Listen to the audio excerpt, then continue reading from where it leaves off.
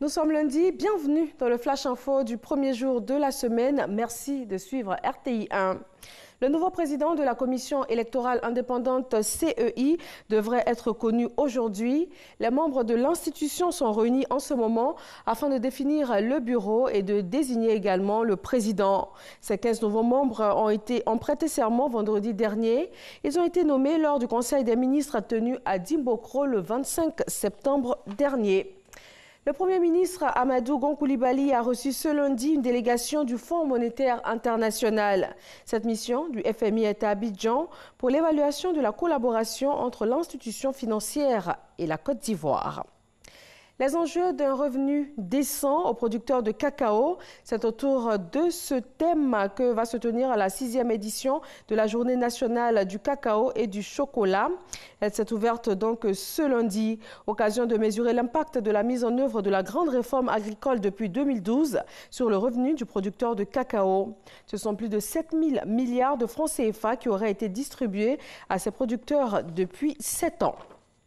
Chercheurs, botanistes et acteurs du développement durable venus de 23 pays africains sont réunis à Abidjan, et cela dans le cadre de la 6e Assemblée générale du Réseau africain sur l'homme et la biosphère.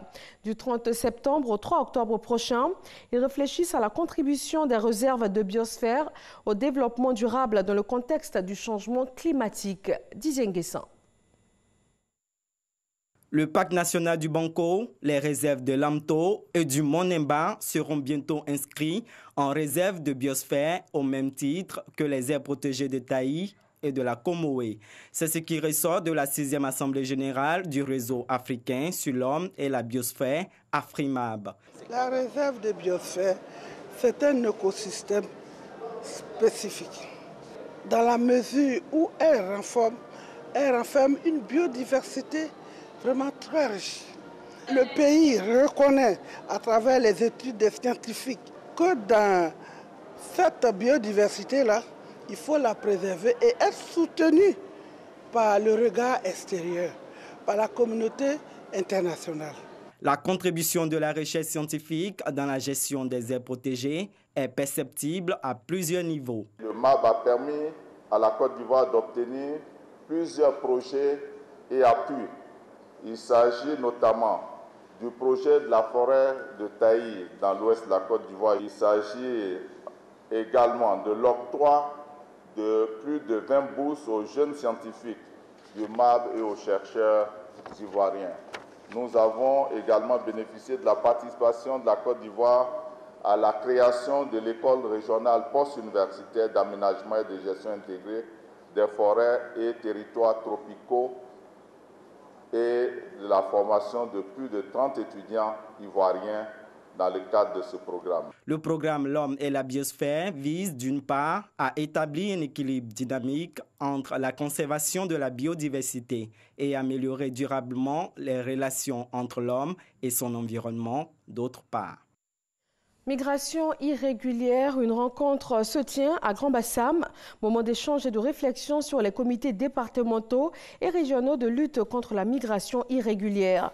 Animée par une équipe mixte composée d'experts du gouvernement ivoirien et de l'OIM, l'Organisation internationale pour la migration, cette rencontre vise à renforcer les efforts de coordination des autorités locales afin de mieux relever les défis représentés par la migration irrégulière. Premier point de l'actualité internationale, le Sénégal. Khalifa Sall est libre à la suite d'une grâce présidentielle que Macky Sall lui a accordée hier dimanche. Le président Macky Sall a accordé une remise totale des peines à Khalifa Sall, détenu depuis mars 2017, puis condamné en août 2018 à 5 ans d'emprisonnement pour faux en écriture de commerce et escroquerie pendant les deniers publics. Portant sur les deniers publics, l'ex-maire de Dakar, de son côté, exige des explications du fait qu'il n'a jamais demandé cette grâce présidentielle qui vient de lui être accordée. La France rend un hommage national à son ancien président Jacques Chirac. Journée de deuil national ce lundi. Hommage solennel avec les honneurs funèbres militaires rendus par Emmanuel Macron dans la cour d'honneur des Invalides. Messe à Saint-Sulpice avec des milliers de personnes, dont au moins 80 personnalités étrangères, chefs d'État et de gouvernement, anciens dirigeants et membres de familles royales. Ensuite, inhumation dans l'intimité familiale au cimetière de Montparnasse, aux côtés de sa fille Laurence, décédée en 2016. Merci de suivre RTI 1. Retrouvez tout de suite l'info régionale et c'est avec grand plaisir que nous serons avec vous à 20h pour le journal.